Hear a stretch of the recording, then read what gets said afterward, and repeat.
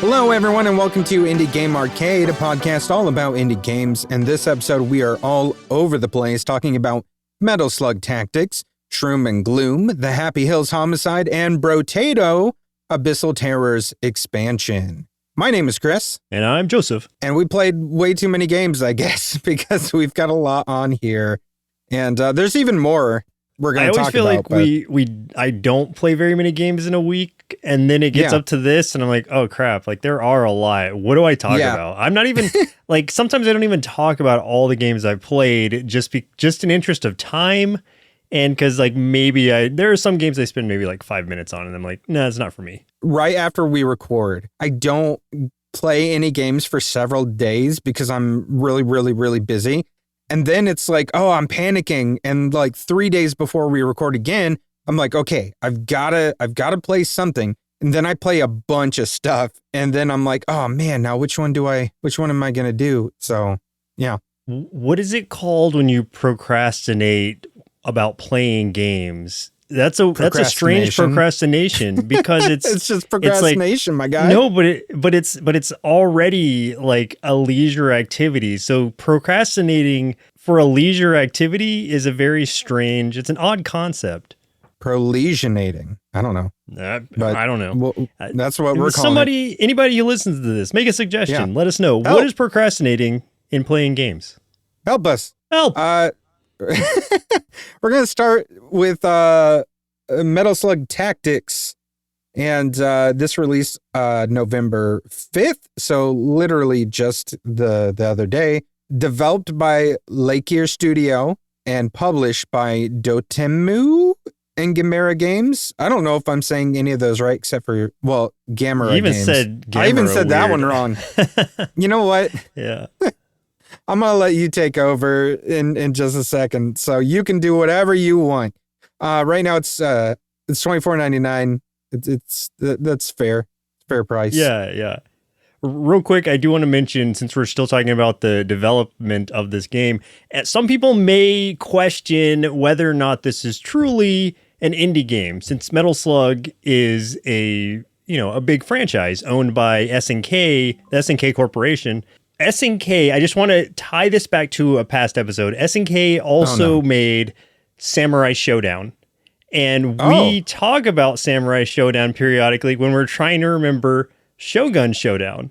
And also, let me layer this a little bit. So when I was writing down... I immediately was just thinking of Shogun Showdown when you said Samurai Showdown. Yeah, that's what I'm talking about. It's every tough. time. Okay, well let me make it more confusing for you, because when I was typing out Samurai Showdown earlier, I was writing it like Samurai Showdown, SHOWDOWN, because that's how you spell showdown. And then I was reading it off of the website, and it was like SHODOWN. So it's like, that's not how Samurai Showdown spells showdown. And then I was like, have I been spelling showdown wrong my whole life? And no, I've been correct. Samurai Showdown just spells it weird because at the time of release of Samurai Showdown, there was an American samurai movie called Shogun. So they said that they combined Shogun and Showdown together to get Showdown without the W. So SHODOWN. So therefore, Shogun has always played a role in Samurai Showdown, even before Shogun Showdown. My brain, stop. I can't. No, I hate this. I hate all of this. I know, right it was now. great. But this is I was today years old when I learned that like Samurai Showdown did not have a W in the Showdown. So there you go. Well, me too. I'm this much old. So I don't like this anymore. Okay. All right, continue. Moving back on. Yeah, for a quick description. Choose between iconic brothers in arms from across the Metal Slug series and create the perfect team to stop Morden's devious plans. Determine the best weapon loadouts and mods to maximize combo efficiency on the battlefield. Launch simultaneous attacks with the sync mechanic to deal massive damage to the enemy. And if your team is in trouble, you can always call in reinforcements and watch the big guns at work. Heavy artillery, airstrikes, the glorious Metal Slug itself. You name it, you get it. And the reason I wrote down rocket launcher like that is because the way that they say it in Metal Slug, and I don't know if they carried over in this game. But in like most other Metal Slugs, anybody who's played them will know that they say rocket launcher really weird. It's just like rocket launcher. Like it's the weird. It's like if this guy and the guy who did like Big Apple 3 a.m. got together, like it would be like the best conversation. I want you to like find a clip. Super New Yorker or something. Like, yeah, like I'm walking here, rocket launcher. Hey. Yeah, basically. Okay, we can cut this part out of the episode, but I'm gonna play it for you real quick so you can see what I'm talking about. Sure. I have it queued up, and I think I have it coming out of my. Okay. So I just heard it, and it's not what I thought it would be. It's rocket launcher. That's why I tried to write it out phonetically. Yeah. And that's rocket launcher. Yeah. Interesting. It's weird. Okay. That go. is weird. For the story of this game, Donald Morden is back after years of hiding in a country opposed to the world government. The devious general patiently staged a coup. Now he is finally ready to take revenge upon the world with the army he has secretly gathered throughout the years. The Peregrine Falcons squad will have to do everything in their power to make it through the enemy lines and take down General Morden before the war escalates into catastrophe. Joseph, you take over from here.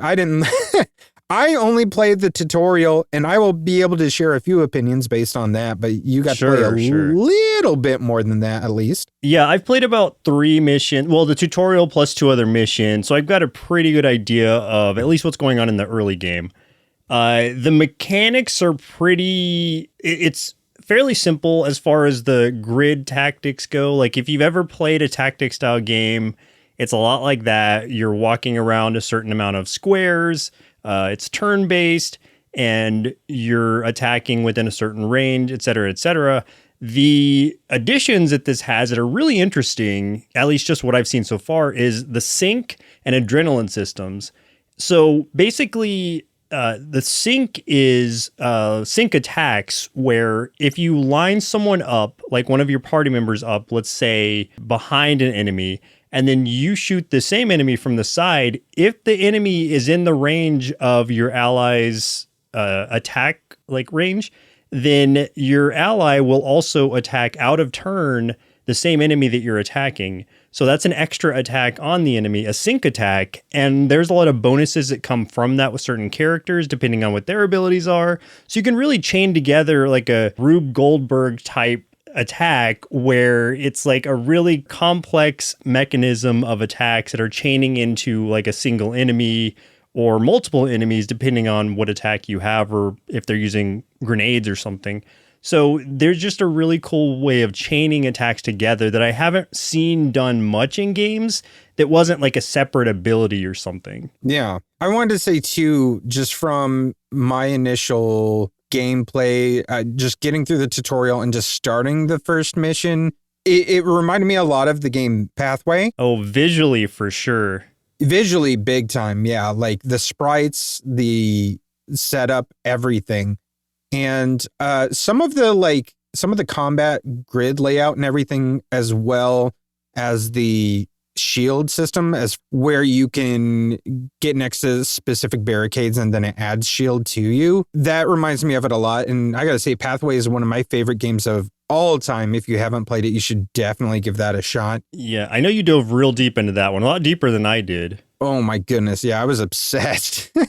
Right away, this was pretty appealing, and I do like that sync system. I think that's really unique because again, I also haven't really seen that before. I haven't pulled off anything spectacular with it just yet. Just a couple, basic like one hit, then the other one hit kind of things, but I see a lot of potential there. Yeah. Can I say like one critique I have of it so far, and it's not necessarily a critique, it's just something that it bugs me just a slight bit, and it's just more of a thing of I have to get used to, unless this is something that will unlock with a different character or maybe different weapons, which is the lack of ability to attack diagonally, because like all of the attacks so far with just my 3 starting guys is that you have to attack either exactly vertically or exactly horizontally towards enemies. And there isn't really a diagonal unless you're doing like that call-in airstrike, and then you can sort of position it wherever. that makes it a little bit difficult. I think that makes sense within the confines of the game, though, because the sync system would be really like crazy if you could attack also like diagonally and whatnot. So I think to make it kind of more streamlined, it makes sense that you're not allowed to. And it really kind of, honestly, I was thinking about it when I was playing earlier. It gives me an opportunity to have to use moves I wouldn't normally use if I could attack diagonally. Like, for instance, some of the power-up moves or something that like I wouldn't do if I could like just straight attack an enemy. Like most of the time I would probably just try to like attack that enemy right away, and I would forego a lot of the bonuses I could get from power-ups or additional moves that I have. But instead, I found myself using a lot more of the extra moves when I'm limited or I just couldn't move up enough to align myself to attack correctly.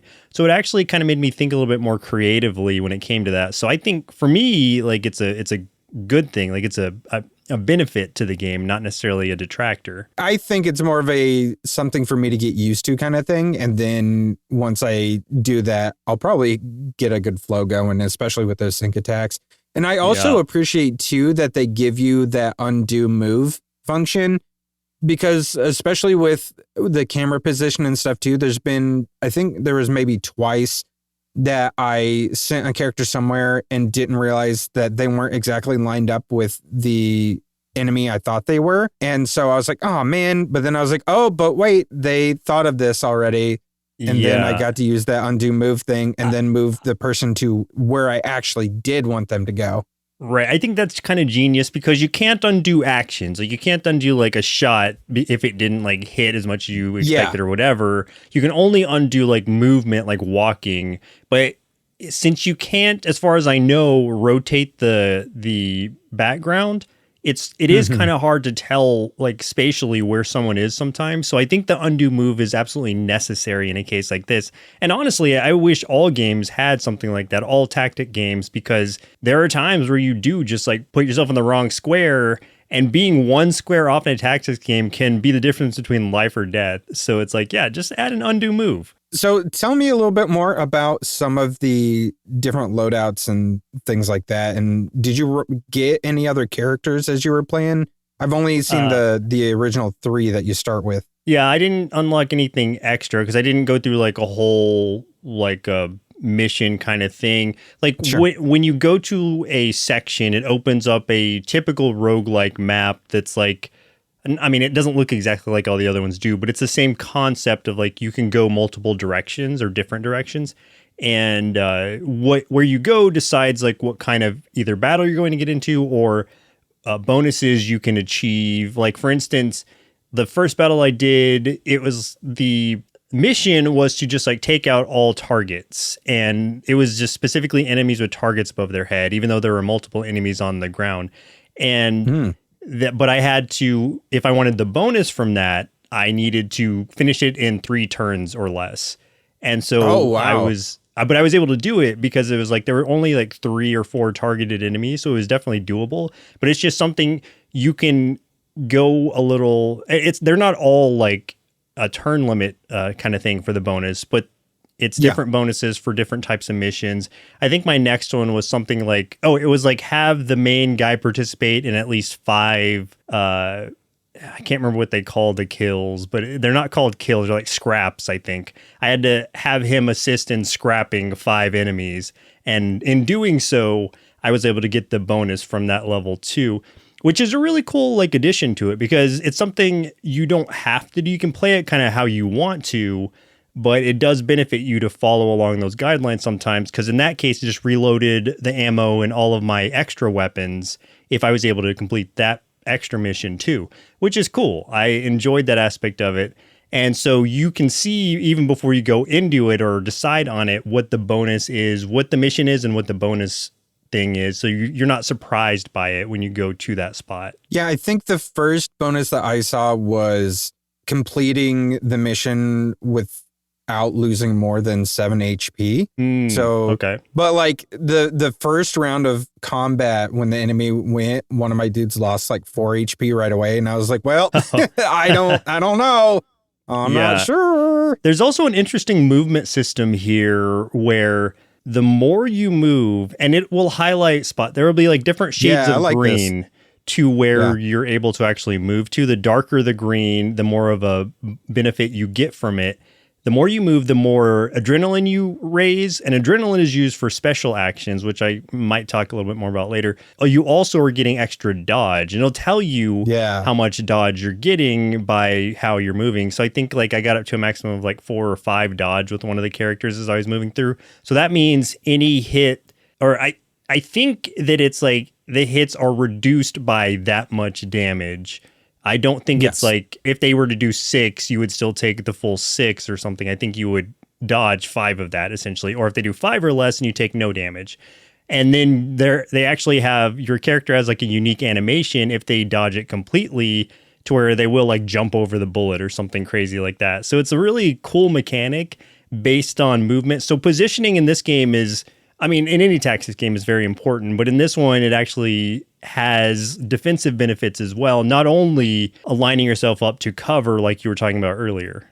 Yeah, and I like this system too because it allows you to play the game however you want to. So you can either play very defensively by sitting back, letting guys come towards you, picking them off, taking a few out at a time, and then moving forward, or just sending your guys like right into the fray because it's a solid strategy here. And I think it's the best game I've seen as far as like a tactics or something like that handles wanting to be able to just get out in the fray and still be, use that as a viable option for accomplishing your objective. Because I think about Pathway and stuff too. If I were going to do that in Pathway, if I just like sent my dude right into the thick of it, he's going to get annihilated. So, probably by dogs. Especially the dogs. Yeah, I think that this was a really ingenious system that they came up with for this game. Yeah, and there are different kind of like classes, I guess, from what I've seen. And I'm sure like the more characters you get, the more that kind of opens up. But one of my characters is more of like a kind of assist/healer in a way. One of her like special moves I actually utilized, which was really cool, that is like move a unit, including yourself, move a unit like 1 to 3 tiles in any direction. And that's outside of her additional move. That's her special action I was talking about earlier. So I use that to move one of my guys to line him up to where when he took a shot, she would also get an extra shot from being lined up with it. And so that helped me finish a mission just by using her move, even though like I wasn't able to get the shot with her from where she was currently. So I just moved the guy, and then when he attacked, she also attacked, and that was able to finish him off, because if I had just attacked with her, she wouldn't have been able to finish the job. So it was just a way for me to kind of like strategically replace this guy. But what happens, the way that she moves him is like a drone comes over, like picks the guy up and literally moves him to a different tile. So it's really cool. Yeah, there's a lot of fun abilities like that. Yeah. So explain some of the things that make this game a roguelite. So I haven't died yet, so I don't know what the reset of this looks like. But what I'm assuming is... I can't speak to that because I'm too good. I haven't actually I only died, played 2 matches. I'm still very early on. No, but what I think happens is like when you go in, you're at your base and you pick who you want to go with you. We only have the 3 starting units at first, so we didn't have a choice there.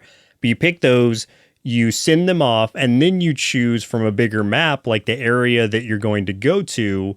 And that had a lot of like locked off sections of this little place we were exploring. So I could only go to this one. And then that map opens up into like a points kind of map where it's like, okay, I want to go to this part of the city, then this part. And it's one of those branching off things where whichever direction you go changes like the options that you have on the next time or after you finish that section. So what I'm thinking is like when you die, you'll just go back to your base and have to like redeploy. I don't know if your character, I don't think there's like a permadeath or anything. You're probably just like injured or scrapped, and then you're sent back to base and have to like kind of redo that from there. And you are, I guess the only roguelike thing I can really speak to is as you finish missions, you're leveling up and you're getting modifications, like modification choices to your weapons in some cases. So like one of my people was able to get like a scope, and you choose from 3 different ones that I don't know how randomized they are or whatever, but she got a scope that like made her range like 1 more than it was.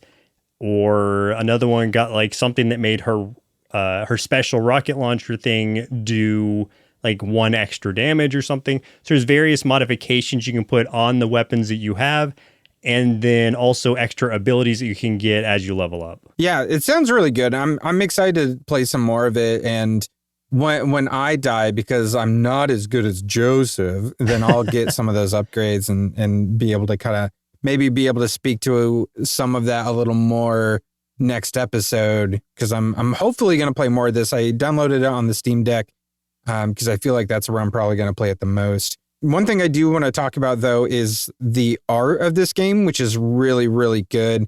It's, all the battle and tactics, all that stuff is all like pixel art, very much reminiscent of, like we were saying earlier when we were talking about Pathway, and I keep bringing it up because that's my obsession. Just, modern pixel art, very smooth, looks fantastic. But they also have these really nice hand-drawn, like almost comic book style cut-ins and stuff too, and animations that will play. And those are so good and so fun. And just, I'm not familiar with the Metal Slug franchise. The vibrance of this and the silliness of it and the fun of it makes me want to understand the series as a whole and the IP, because like, man, it just exudes fun and all of the artwork and the energy that it brings. So like, it is drawing me in even deeper. As far as like quote unquote war games or games about like literal war go, Metal Slug is probably the most fun and the most kind of over the top. Yeah. That's interesting. I do want to say, like, after you finish each mission, I don't know if it says it all the time, but they shout at you like, "You're great." And I love that. Like, that's the kind of energy that this kind of franchise has in general. But yeah, sometimes you just need that reassurance. I need to hear that in my day-to-day. Like, every time I do anything, I need to hear "You're great." Yeah, like, even when I'm just like exiting the bathroom after doing my, that kind of paperwork. Yeah. So I don't know if that's limited to if you do well in a mission, if you complete a bonus mission, or if it says it all the time. But I'd like to think it says it all the time, just to tell you you're doing good.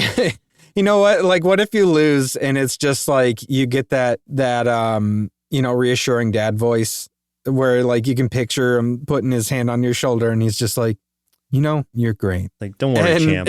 You're it's great. just all, just like that. Yep. I would accept that. I hope so. I hope so. But I haven't lost yet, honestly. So we'll see. I don't know. Let me know. You know what? Whatever. You wanted to talk about the soundtrack here. Yeah. So tell me all about it. Normally, I wouldn't go into like super specifics like this, but I found it very interesting because the composer of this, T. Lopez, it's a really high energy soundtrack that complements the franchise completely. But I mention him because he also did the soundtrack for Teenage Mutant Ninja Turtles Shredder's Revenge, Streets of Rage 4, and Sonic Mania, just to name a few. So those are like real standouts for me because they're all like fantastic games. So it's just really cool to see that carry over into this game. And you can feel the really good energy coming from that. Yeah, I was going to say, I can't speak to Sonic Mania, but Shredder's Revenge and Streets of Rage 4, those soundtracks are fantastic. So good. That makes sense to me a lot. As we're kind of wrapping up here, I'll just say with my limited time in the game so far, it's got its little metal sluggy hooks in me, and I'm really, really looking forward to playing some more of this. So as far as would I recommend this? Absolutely. If you are looking for a good tactics game, and if you miss Pathway and wish they had done more and made an expansion or a sequel, I think this will be it. I think this is your thing. Yeah, I think if you enjoy tactics games, if you enjoy the Metal Slug franchise, and you're looking for something a little bit new when it comes to both of those, then this is a great combination. I had a really good time with it. I wasn't completely sold from the tutorial mission because I didn't understand all the mechanics to it. And they are feeding you so much information. You're getting a pop-up window like every 5 seconds, and it's very annoying. I get why they're doing it. I'm not judging it, but it is like a pain in the ass to have to like hold B or just press B and skip through all these things and tell you like, this means this means this means this. So, I mean, yeah, I'm used to that. It's whatever. But once you're done with that part of it, those pop-ups pretty much stop unless like a very specific occasion comes up. And then once the smooth gameplay comes in and you're able to like really get into it and do your own thing, that's when it's really satisfying. So I encourage you to not be discouraged by the tutorial mission and how much you're having to learn there. And once you really get into it, you'll have a great time. All right, for our next game, we're going to talk about Shroom and Gloom. This is a game that was developed by Team Laserbeam, which I think honestly is just a solo developer out of Germany, I believe. Could be wrong, but I think I'm going to say I'm not wrong. Let's just just be I'm great. So someone's told me that today. Well, so let's I just don't go know with if Metal that. Slug has told you that yet, so cannot confirm. It's fine. It's fine. Anyway, the game is still a prototype, technically, but it honestly functions like a small and relatively finished game. And right now it is pay what you want on itch.io, so no reason not to give it a try. Throw a few shekels that way. For a quick description, Shroom and Gloom is a first-person roguelike deck builder that brings you mobs of monstrous mushrooms and mountains of mega combos. As far as like a story, like there isn't like a through story that I know of so far. You just kind of wake up at the mouth of like this cave system and like you don't really have any rhyme or reason. Like you don't know why you go past this like skeleton, which is where you get your first deck of cards. There's a door. When you look at your map, there's just like a little scribble on there that says, why do I keep coming back here? So it's like, ooh, there's some mystery to it, but you know, who knows? But did you get to check this out at all? No, I haven't played it. No, I've just seen some screenshots. It looks Okay, really sure cool. thing. That's about all I can add. Oh man, yeah. The art is so good. That's what actually drew me in and what got me to play this is like I kept seeing videos of this, the development of it on TikTok, and I was like, okay, I've got to check this out. It looks amazing. It's all hand-drawn 2D art, but in a 3D space. And everything's kind of got this like dark luminescence to it, which is really cool. And it's drawn kind of gross. Like it's a little like a grotesque kind of look to it. Almost like, you and I've played this game before, this board game, Epic Spell Wars of the Battle Wizards. Yeah, so you're familiar that is with what that? It looks like. Yeah. Yes, exactly. That is the art style, really. I was trying so to good. like place it, and yeah, I think that's a really good comparison. It took me like 20 minutes to remember the name of those those games, and by remember, I mean searching through Board Game Geek. And you're just like wizards, spells. That's what I was doing. I just kept looking. I just typed in wizard and just was searching and like searching. There's not searching. 1,000 board games with wizard yeah, in the that's title. why it took 20 minutes. So as far as how the game plays, it is a first-person perspective. You are walking farther and farther down into this tunnel system, and you're actually building not one deck of cards. You're building 2 different decks of cards at the same time. You've got your exploration deck and your combat deck. Your exploration deck has cards like a card to dig, unlock chests or doors, break a door down, eat, rest, things like that. And your combat deck is the type of deck that you expect to have in a roguelike deck builder. These are your attack cards, your status cards, consumables, health regen, things like that. So a lot of those cards, especially the combat cards have, like attack cards have statuses you can use to help yourself in battle or upgrade your deck. Like there is one card where if you use it to get a killing blow on an enemy, it will generate a 0 cost consumable that you can use to like heal like 5 HP or something. So a lot of your cards have some other benefit to them if you use them in a specific way.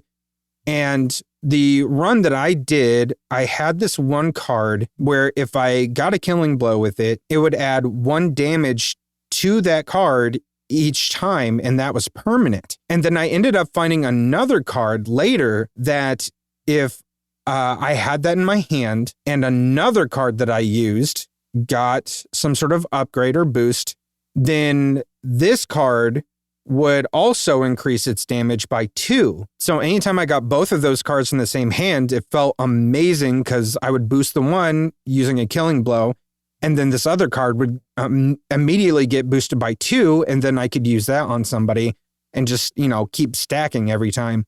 So both of them eventually got over like 10 damage, which is enough to kill most of the small basic enemies, especially ones that are mobs for like bosses and things. So that was a lot of fun. That felt really good. And combat is a lot of what you would expect. You go in, you've got limited energy. Starting out, you've got 3 energy. Cards all have a cost of, 1, 2. Some of the bigger cards might have like a 3 cost for something, but I don't remember if I had a 3 cost in my hand or not. Every once in a while you'll look out and get something that has a 0 cost, or like I said, you might get a bonus of one of your cards generating a 0 cost card that you can use, which is great. Leftover cards are discarded each turn if you run out of your energy.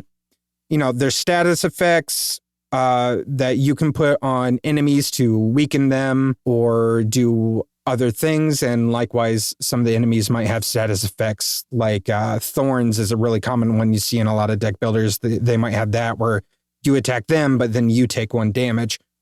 So there's a lot of stuff that's very, very common in deck builders, but the atmosphere and the balance of this thing is extremely well done.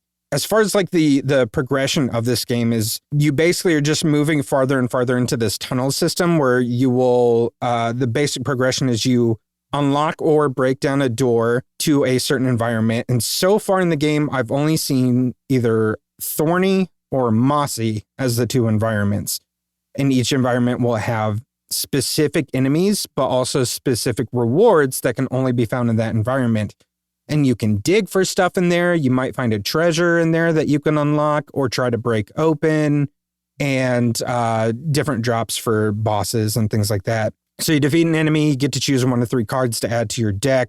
There's many bosses, there's bosses, there's events where you can trade cards. There's chest unlock, like I said. And as you progress, the enemies scale in difficulty. And that is what feels really, really balanced in the difficulty progression. And like I had several moments as I got farther and farther along where I expected to get totally wiped out. Like I would be down to 2 HP. I think this happened once or twice where I was barely had anything left and just got the right amount of cards to make an epic comeback and either heal, or I got the right combo of cards to put like a status effect on the boss and just take them out, and was able to go on to the next room. And when I did eventually lose, I knew what mistakes I had made and I felt fine about it. And even like, when you lose, because it is a roguelite, you get to pick from 1 of 2 cards that you add to your deck moving forward for your next run. So it feels really good. It feels really balanced, which is what surprises me about this being just a prototype. It feels fairly well realized and fleshed out.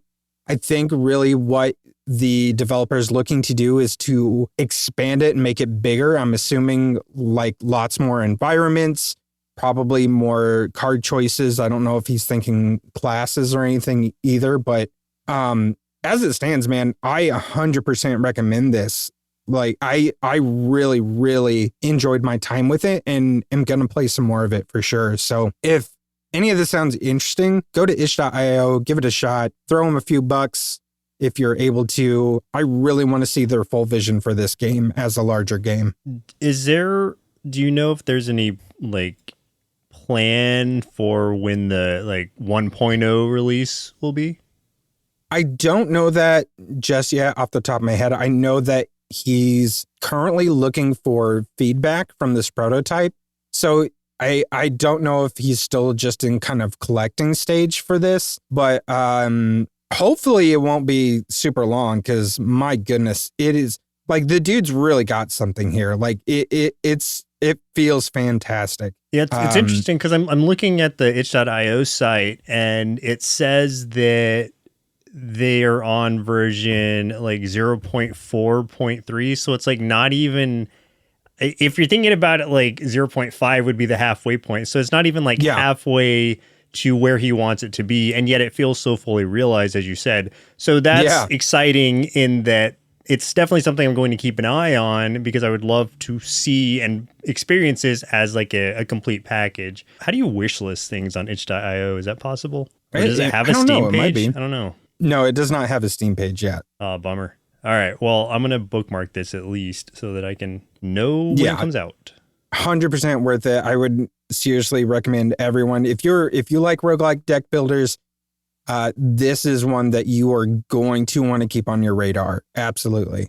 Nice. For our next game, real quick, this is the Happyhills Homicide, which released on the 5th of November, 2024. This was developed and published by Copperbolt, and it is free to play on Steam. This game is a stylish 80s style slasher, and you play as the killer, making your way through different levels, of which the game offers 20 completely varied levels, each with an entirely different play style and way of killing. I might disagree with a little bit of it there, but I'll get to that. As far as the mechanics of this game, you play from two different perspectives, but 95% of this game is playing from the perspective of the killer. And really, it's a game of stealth and puzzle solving, but that is being real generous with the puzzle solving. I don't really mean that as an insult, even though it sounds like I'm being insulting. The stealth parts are fine. They're not super complicated in scope, but the puzzle solving and lack of anything else to do in the game, I think, is somewhat of a letdown for me. There is some puzzle solving in a sense, but it's very, very basic, and everything is extremely pointed out to you, aside from, I think, one specific level. But literally, when you are in a level, it's one of those situations where the killer, let's say you break into a house. You get in a house and there's a person in there that is your target to kill, but you have to go through a series of one or two things to create the kill scenario that you want to create. And it might be in this one instance, the person is taking a shower and you want to pour gasoline in the boiler and then light the match. But you don't know that. So you're exploring the house, and you might be, any other point and click puzzle solver mystery, you would be figuring out for yourself, what do I need to do? But in this one, it's it highlights everything that you want to pick up or do. And so it just makes it it's very handholdy in that way, which I think is a little bit of a bummer. But I think the point of this game and where it shines is instead looking at it as an interactive fiction, because each level, all the kills really are interesting and really brutal. Some of them are really unique too. There were several that I'm I don't think I've actually seen this done in a horror movie before. And why not? Because they were really good. There's also this tiny portion, like I said, where you don't play as a killer. Instead, you play as a detective investigating a few of the murder scenes. That, along with a few other things, lets the game really play out like a good 80s slasher film, where you're learning more about the why and the how of it all. And I think that is really what the intention of the game, I think, is. And I will say, too, the art and the sound are excellent. It's a great example of modern pixel art. The sound is fantastic, especially during the kills. It makes them feel so much more brutal than they look. The music also really accompanies that really well. The killer kind of has his theme, and it sticks with you. It's really good as far as that goes. I enjoyed my time with it. as someone whose favorite movie genre is cheesy 80s slashers, but I do think I would have enjoyed it more had there been less hand-holding and a lot more complex levels of problem solving added into it. The most complex part about this game was honestly timing button presses at the right time in specific levels. And I think that that's kind of a bummer, to be honest, because I feel like they could have done so much more with it. But, you know, it is free. The story's fun. And the story is really, I think, what the creator wanted to show off. And the kills are crazy. Like, those are extremely entertaining.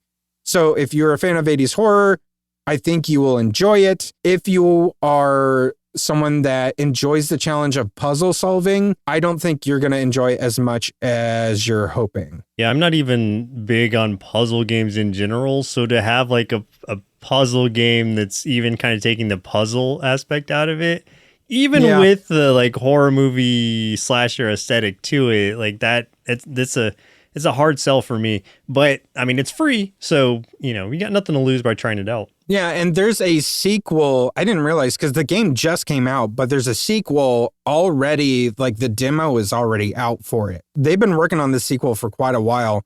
And I will say too, like this game really follows an 80s slasher movie format in every way. And there's so much amazing homage to everything, like everything about the genre, everything that makes it great. And also all of the things that came before it. And the killer makes for a great 80s style slasher. Like he's a memorable character. And I think that that's very impressive about this. So I am very interested in seeing the second one and seeing if any improvements are made for gameplay. But even just from a story standpoint, you know, even if I'm not interested in playing the game again, I would be interested in just seeing the game, you know, play out just because I think the story's interesting. It seems like it's a pretty short experience too, so not too big of a time investment. It will probably take you, if you don't run into any problems, 45 minutes, maybe an hour. So that's about it. Okay. Yeah, so it's really just an experience more than it is a game per se. Absolutely. Cool. And for our fourth and final main topic, we got Brotato, Abyssal Terrors expansion. So the original Brotato game came out June 23rd, 2023, but the expansion that we're talking about today came out October 25th of 2024. This was developed by Blobfish, also published by Blobfish. Base game is $4.99. The expansion retails for $3.99. And for a quick description, Brotato is a top-down arena shooter roguelite where you play as a potato, wielding up to 6 weapons at a time to fight off hordes of aliens. Choose from a variety of traits and items to create unique blends and survive until help arrives. And in the expansion, after countless nights battling fiends on the scorching grounds of a treacherous planet, Brotato has decided to take refuge in the depths of the oceans, but he will soon discover that he is not alone. So, I haven't seen this at all. Are we throwing Brotato into Cthulhu stuff? Is that what's happening here? What's going on? I mean, I guess a little bit, yeah. Like, Brotato's enemies were always kind of weird alien kind of creatures, so this just kind of ramps it up a little bit. I guess technically, like, it's supposed to be like you're underwater, but you don't really get that kind of feeling when you're playing through the expansion. I wish they had just some kind of like, I don't know if like a blue filter or just some kind of wavy stuff around or anything to make it like feel like you were underwater. Sure. I don't know if like adding that would have been helpful, but for me, it was a fun experience still, but it didn't feel like I was actually, you know, in the depths of the ocean, as it's saying, aside from like the enemy types and all the items and stuff you're picking up. Yeah.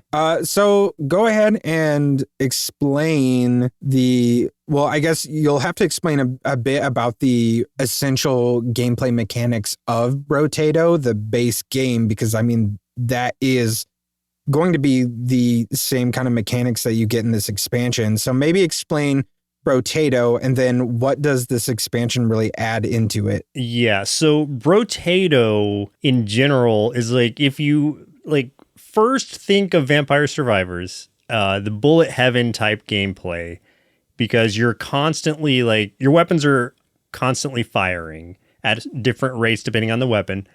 You get through runs really quickly in roughly 30 minutes. In Vampire Survivors, it's 30 minutes also, but it's like, whereas that's only a single map you're on for those 30 minutes. In Brotato, like, you're running through these different maps, and those are maybe like 30 seconds to a minute and a half, like, for each of the mini maps you're on, leading up to like the full 30-minute experience to get to like the boss of that section.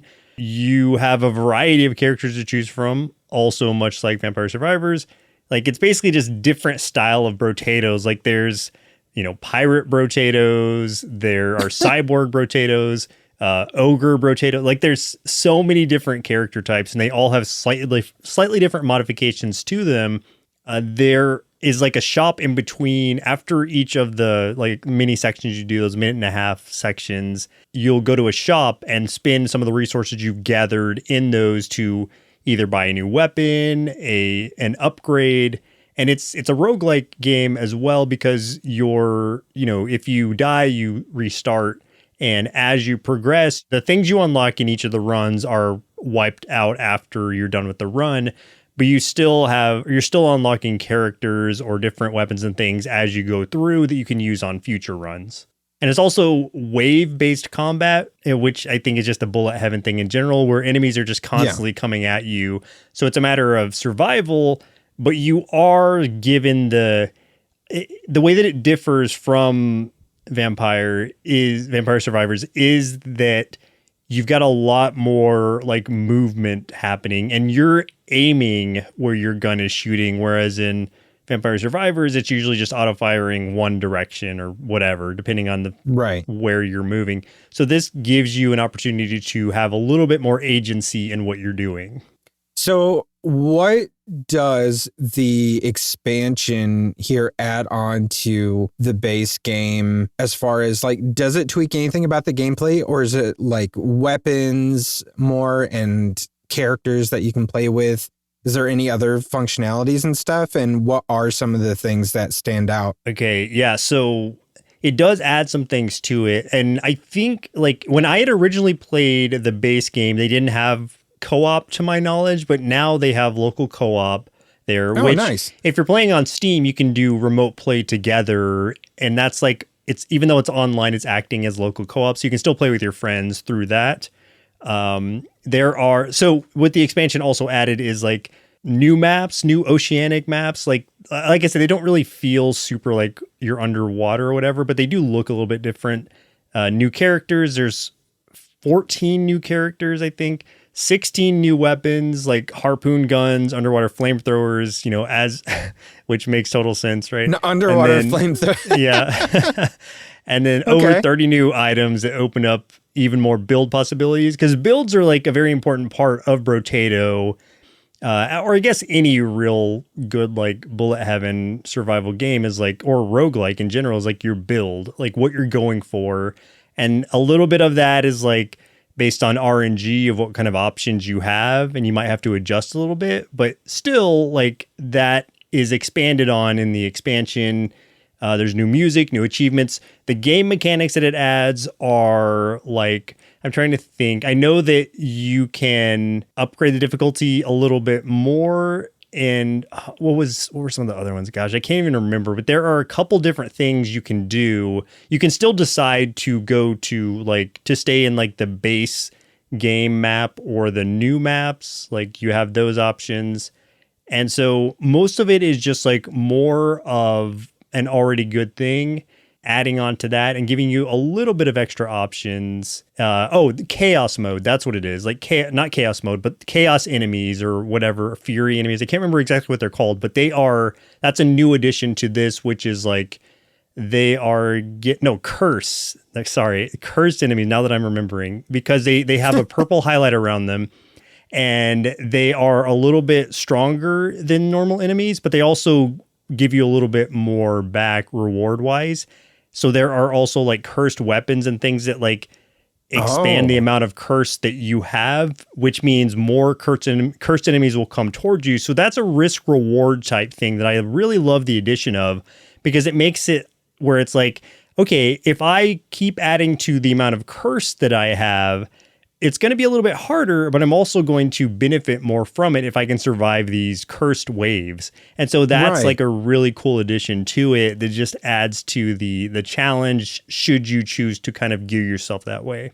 Have there been any runs or moments that have stood out for you? Oh man, there's so many. It plays so differently, and it's such a ridiculous kind of like game in general, like with the underwater flamethrower and stuff just being like one example. Like so many crazy things about it. I like the other day I did a ogre Brotato run, which is basically all just strength and health. And so I was just my primary weapon was a club.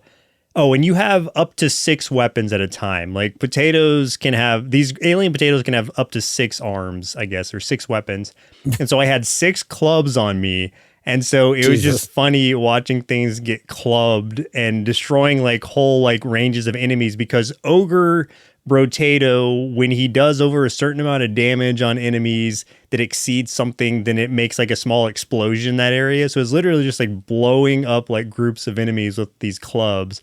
So it's kind of like a ridiculous concept, but it worked and I got through the run. So that was just a really, that comes to mind only because that was just the other day that I did it. But back in, earlier last year when this came out, I was playing so much of it just to unlock a lot of those different characters. And I had a lot of fun, like a really good time with this one. Honestly, like I personally enjoy this one more than I do Vampire Survivors, even though that is like the progenitor of all of these other bullet heaven games. Yeah. So for recommendations, I'm going to assume you would recommend this over Vampire Survivors to most folks. Am I correct? You are correct. And I will tell you, I'm going to, okay. I've had a lot of experience. You're going to go on a rant. here's my rant. So I'll try to keep it short, but last week we talked about Vampire Survivors a lot because of the new Castlevania expansion that came out. Great. I love Castlevania, Vampire Survivors, anything that's tagged onto, I'm going to at least try out again. So this week I've been playing a lot of Vampire Survivors to try to just like unlock characters and kind of get into the flow of it. And man, the more I play of it, I think the less I'm enjoying it, because it's one of those things that like you kind of just shut your brain off completely. So I was feeling very numb after playing a couple hours of it, because I was like, I'm just not doing anything. There's not enough engagement for me to like really, I don't know, enjoy it the same way I do Brotato or Karate Survivor that we were talking about the other week.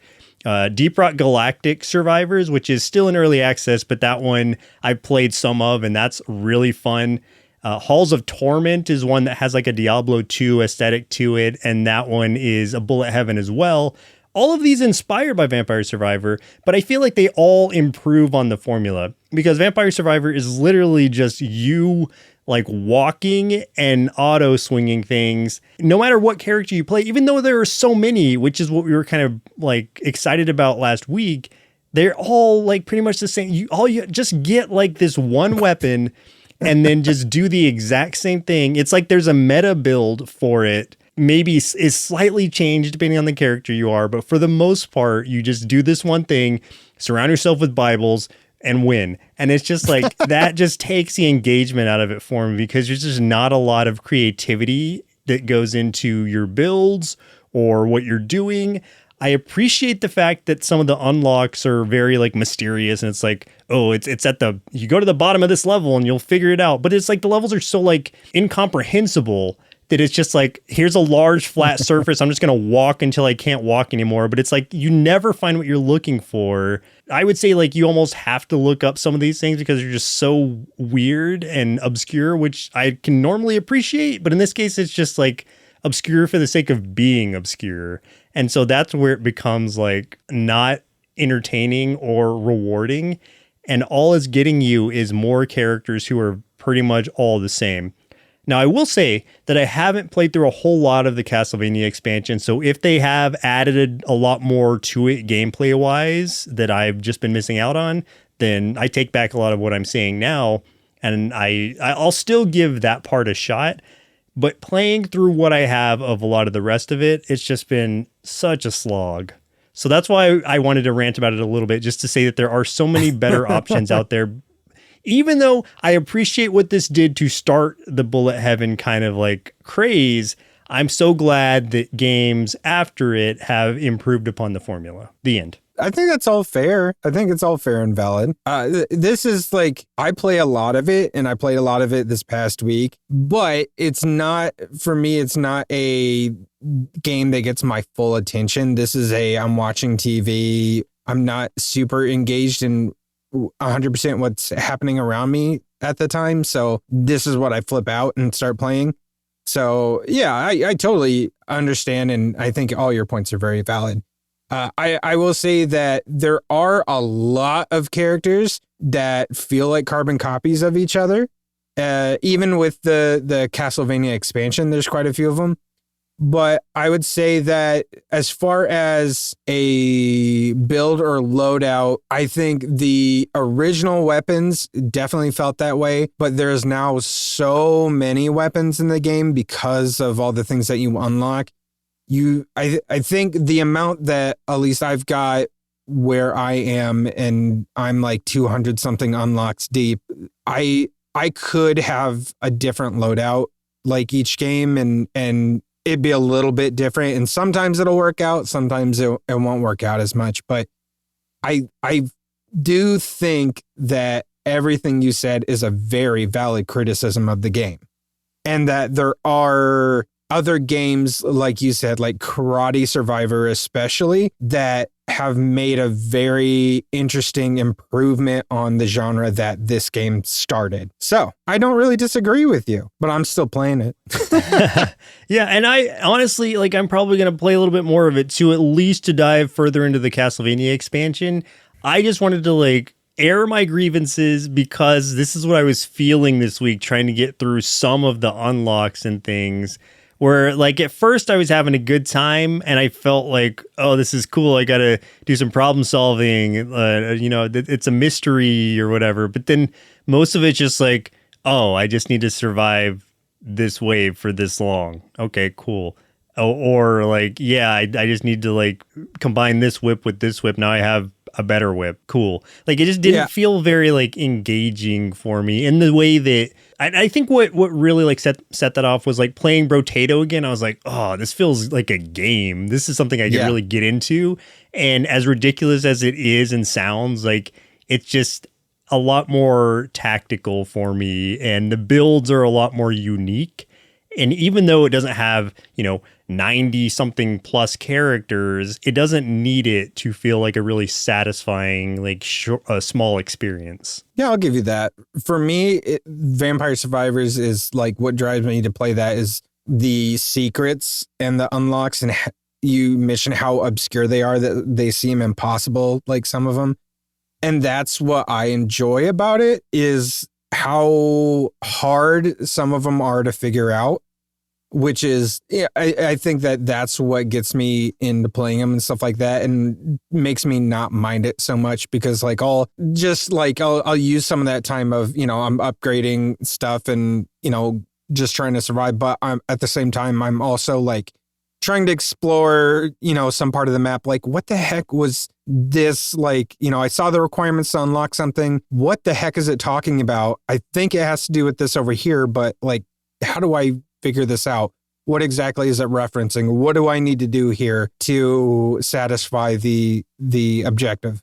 So I think that's the stuff that gets me interested in it, and it is definitely not for everybody, for sure. Yeah, I do appreciate the cryptic like unlocks. I just wish that the unlocks felt more worth it for the amount of like, I don't know, problem solving that goes into them. Like they're very cool mysteries to get like a new skin or something, or basically a reskinned character. So it's just like is the reward matching the work put into it? I don't know. But again, like I'm being very judgmental here. I think overall it is a good game, but I just feel I may have moved past it as far as my interest go. I did get a big caterpillar guy that gives me gold. Oh, that's fun. I know there's I unlocked a dog. I unlocked like a noob Cybot type dude who has swords following him around. He's kind of neat. Yeah. But I don't know. Like, there's a big blue Oni demon I got. He's fun. True. Yeah, I've seen him. I can play as Death, which is great. Oh, I did unlock the Red Death guy. Like, he's neat. I maybe I'll come back next week and my opinion will have flipped. We'll see. See if Castlevania brings me back into it. And then I'm gonna turn. I'm gonna go into my villain arc and I'm gonna be like, this game sucks. we're just gonna this is just gonna turn into a Vampire Survivors podcast. Period. Yeah, where we just flip roles each time. Yeah. What else did you play this week? Because really, the only other thing I played was Vampire Survivors, and we've talked at length. So, what else did you do? You did some Redline Crooks, I think. I did. I played the Redline Crooks demo, and that was a really interesting. It's fun. This was the racing game. So racing game is I'm gonna put that in quotes because you are kind of racing, but you're really it's more of a survival type thing. Like you're going through this track and it doesn't say to my knowledge, what place you're in, quote unquote. It's more just are you keeping up with the pace of the police and everything that are after you? And your primary mission or your goal really in these levels is to use your special ability to destroy other vehicles on the road, specifically the police or big tanks that are after you when you get to boss levels, or to ram them off the side of the road. That's your main move, is to just when you get up next to someone, an arrow will pop up. It'll be a red arrow will show, and you can just press I don't know, R2 on the RB on the controller, and you'll just ram it off the road, whichever side.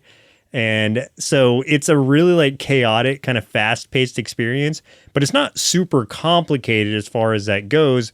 It's just very fast in the sense that you really have to visually keep up with what's going on, keeping track of your health, because if you're boosting, which you're using to catch up or keep up with something in order to destroy them, then as it starts to overheat, you start to lose health. So you have to watch that. You regain health by ramming things off the side of the road or destroying other vehicles. So it's a give and take of going really fast, but not too fast that you overheat and your car gets destroyed, but also not so slow that you lose pace and start to lose the match or whatever. So yeah, even in the demo that I had played of it, there was a lot of that going on. There are, I think, up to 9 different convicts, quote unquote. So the racers are convicts on the run from the police. And there are 4 of them, I believe, that are unlocked in the demo. So I played as 2 or 3 of those, and just to get that feeling of what the game is like. And it's super fast paced and chaotic. So if that's the kind of stuff that appeals to you, then you're gonna really have fun. A lot of destruction there. So if you like seeing things blow up, this might be a game you really enjoy. Some of it reminds me a little bit of, I don't know what it was, but there was a video game way back in the day, an N64 game or something, that I feel like you got more points for causing damage as that sounds like Blast Core. Sounds like it could be. I'm not sure. It's not that you're racing in Blast Core. It's just that you're destroying, literally destroying things. That's your primary goal. Huh. Is you're a demolition crew.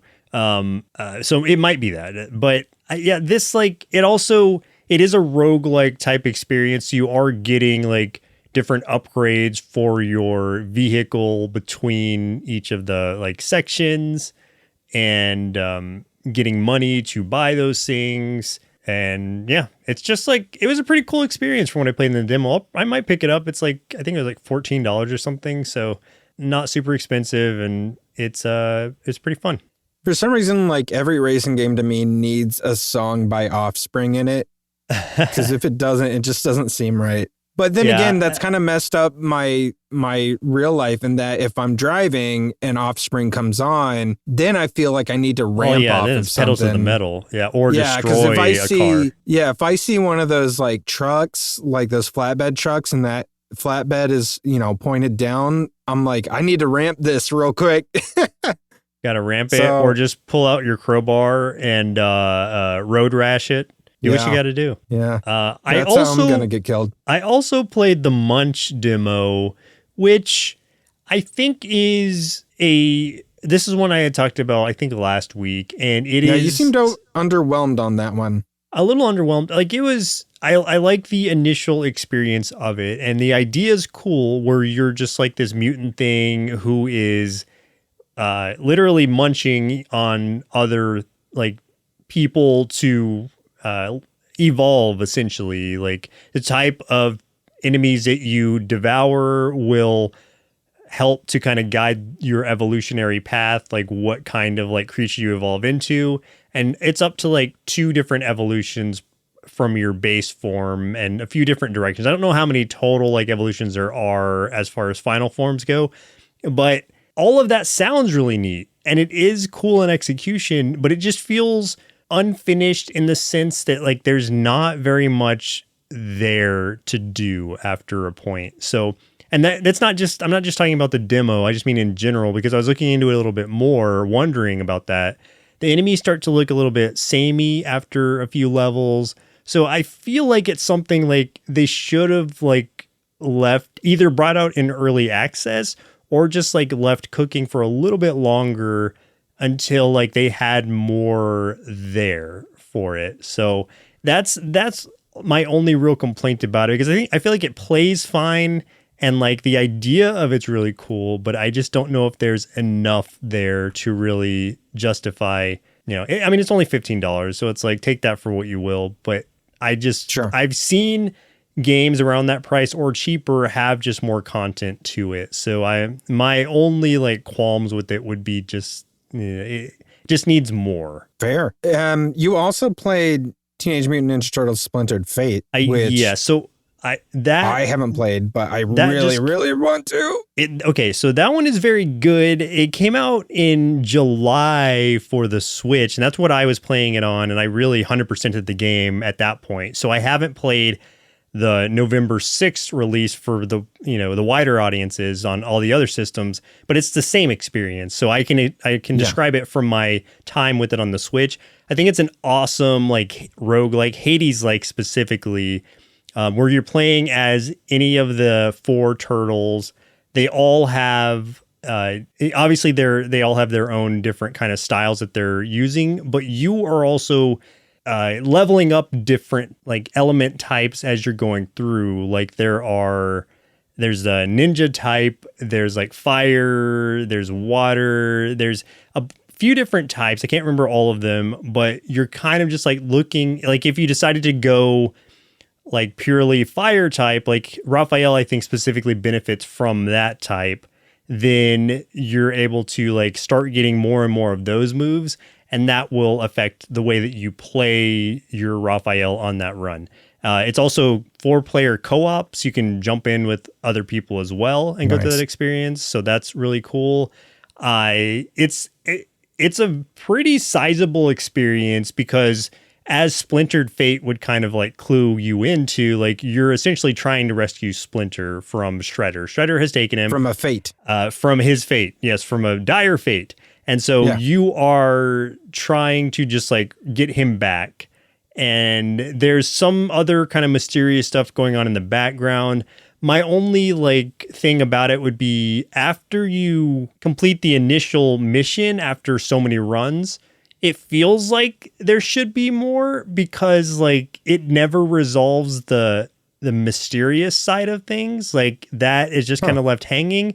So it made me feel like I needed to keep playing to try to unlock that. But then as I looked into it, it's like, oh no, there's just nothing else there. So I don't know if that's something they plan to add on later as an expansion, or if they felt like playing up to that point and getting all the story and stuff you did was sufficient, or what. But I just want to tell you, if you get to the point where you do rescue Splinter and you feel like you're going to keep going because you think there's more after that, like that's where it cuts off. So for now, that's all you're getting. What a bummer. And that's not necessarily a bad thing. It's plenty of stuff to do. It just feels kind of, I'm just sad that I couldn't get the full story. Like I want to know like who this other dude is and like why all this was happening, and you don't ever get any of that resolved. So that's the only disappointing part for me. Gameplay wise, though, very fun. Really cool experience. If you like Hades, if you like that kind of fast-paced action, roguelike stuff, then you're really going to have a good time with this one, especially if you enjoy the TMNT just franchise in general. There's plenty of stuff there. I don't think, no, I know you can't play as anybody but the turtles, but that's plenty. Like, that still gives you a lot to mess around with, and you will encounter other characters from the franchise as you go through, and it's all really nicely voice acted. So, yeah, great time. That's kind of the fun with the turtle ones, is always like running into all the side characters and stuff. There's just so many good ones to run into. I just wish that you could, much like with Shredder's Revenge, I wish you could play as like all these extra characters. Like, I wish you could play as Casey Jones and stuff like that. Yeah. I think he would fit right into the style that they have going on, but it's like, that's not a complaint as much as it is just a wish. Like, I wish that they expanded that a little bit more. Maybe they'll release an expansion that has like the conclusion of the story with extra characters to play. That would be the ideal kind of state for me. Yeah. I think I saw that they had added, and I don't know when it was, but I feel like it couldn't have been too long ago, some more stuff to Shredder's Revenge, where I think they added Mondo, Gecko, and Mona Lisa? Yeah, Mona Lisa. So so they had like, since they added like the lizard crew. Yeah. I haven't played it forever, but it looks great. And there's like a roguelike portion to it now, to that game, where I don't know if it's like go through battles until you lose or what the end state of that is, but I know there's a different thing than the initial like story mode that they had before. Might have to pop back into that again sometime then. Yeah, because they've added so many characters since. I know Usagi Yojimbo's in it now, and a lot of other characters, Karai. So there's plenty there still. So it's a good time to be a Turtles fan, basically. Heck yeah. Let's talk about some of the indie titles on our radar, wish list, play calendar, all those things. I've got two that I really wanted to talk about, and these two are ones that I have been looking forward to for a very, very long time. Super hyped for it. One of them is coming out November 12th. So just in 4 days since we're recording this, which means by the time this comes out, it'll be out. This is The Rise of the Golden Idol, and that is a follow-up to The Case of the Golden Idol, which is an award-winning detective game. In this one, you are an observer that must investigate 20 strange cases of crime, death, and depravity, all somehow connected. Use your detective skills to make sense of a grand mystery that unfolds across an age of hallucinogens, disco, fax machines, and parapsychology. I am so hyped for this. The Case of the Golden Idol, I can easily say top 10 favorite games of all time as far as indie games go. So I am really, really looking forward to this one. This is the perfect kind of puzzle-solving investigative game for me. So like I need it. Give it to me now.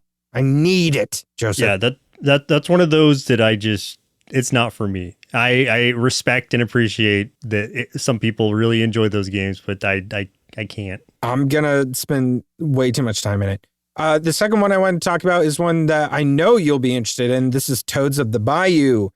Lead a group of toads as they fight against Baron Samedi's evil forces in a challenging mix of turn-based tactics and roguelike deck building.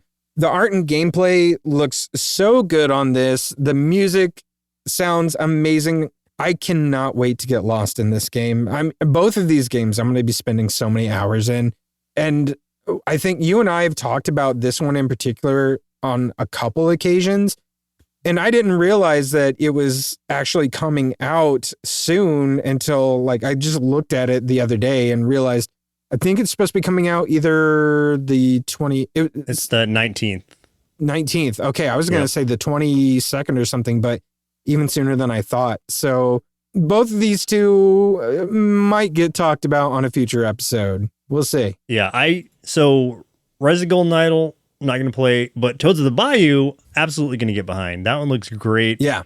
I obviously love roguelikes and deck builders, so cool. Both, I'm in. All right. So For me, I mean, I'm just going to point out a couple. Like, these are challenging because it's like there's always new games coming out. So I try to constrict myself to like what's coming out the week that you're hearing this.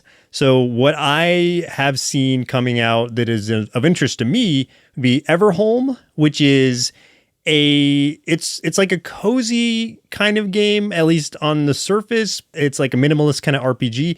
But also there's like a creepy aspect to it where it's like, oh, what's going on with that? So it kind of gives me the same vibes as Bloomtown, but much less like of a like complicated like combat RPG in that way. I think this one is more of an experience, but TBD on that. I don't know if it's one that I'll personally play, but it just looked really interesting to me. So Everholm comes out on the 11th, and then Beastie Ball is one that I'll absolutely get behind. Comes out on the 12th. This one is going to be in early access, so not a full game yet, but it's essentially a creature capturing sort of game, but instead of capturing them, you are hiring them to be on your volleyball team. Like, it is a turn-based volleyball RPG where you're coaching a sports team of beasties. Their relationships grow, you unlock new abilities, and you have combo plays. The trainers in this case are coaches, so you're going around like facing other coaches in creature volleyball matches, and that just sounds really entertaining. Apparently all the bosses in this kind of like open like map setting, you can take them in any order, unlike with Pokemon where you usually have to like follow a specific order. Right. This one you can go wherever you want, whenever you want. So I think it just seems like a really fun concept to me, and the art was really appealing. So I'm definitely interested in Beastie Ball.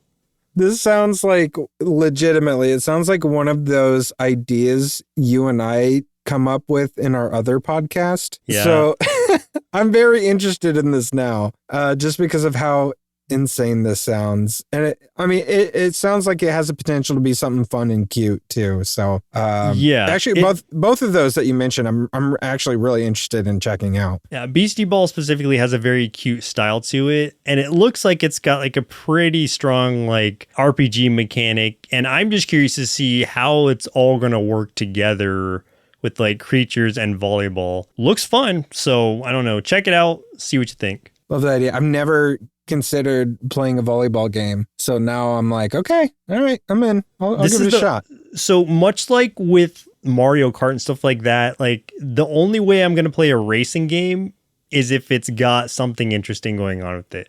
Like, yeah. I think the furthest I've strayed from being shooting turtle shells or whatever at somebody is when we played Victory Heat Rally, that game earlier. Yeah, last month, a couple months ago. I don't know when that was, recently. And that was just because that one has such a cool aesthetic to it. And it has the whole turning system. What is it called?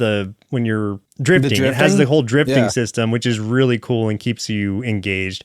But I can't play something like Gran Turismo or whatever. Those are just too real to me, to the point where it's like, I'm just not, it's not for me. I don't know. Not exciting enough. We don't want anything that feels like real life in here. No, I'm not trying to escape in a video game. No way. Speaking of escaping, if this episode helped you escape, do us a favor, share it with someone who loves indie games. And you can catch me playing a couple of the games that we talked about on the show over at our YouTube channel, which is youtube.com/nerdsloth. You can also catch hundreds of hours of bonus content, including bonus podcasts like the one we were talking about where I said we often come up with really weird game ideas. We have a podcast there for those at the $5 tier. That's at the Nerdsloth Treehouse, which you can join by subscribing at patreon.com/nerdsloth. We've also got our subreddit for Indie Game Arcade up and running, where I'm posting reviews for indie games. Some of them are the games that we've talked about on this show in a more consolidated and like thought out format. And some games that we haven't reviewed on this show are posted there. So go check that out, join if you like, and post some of your reviews for indie games so more folks can find more games. That's game over for us. My name's Chris. And I'm Joseph. And we'll continue on the next episode. Indie Game Arcade is recorded and produced by Sloth Creative. If you're looking for more gaming content, head over to youtube.com/nerdsloth. For additional podcasts, go to nerdsloth.com. If you'd like to support the show, there are multiple tiers available at patreon.com/nerdsloth, with hundreds of hours of bonus content from everything we do at Sloth Creative, including bonus gameplay videos of the games we talk about on the show. The theme music for the show is Retro Game Tapes by Audio Lime. If you'd like to get in touch with us, or if you're an indie game developer and would like us to consider reviewing your game, send us an email to podcasts@nerdsloth.com with the subject line Indie Game Arcade.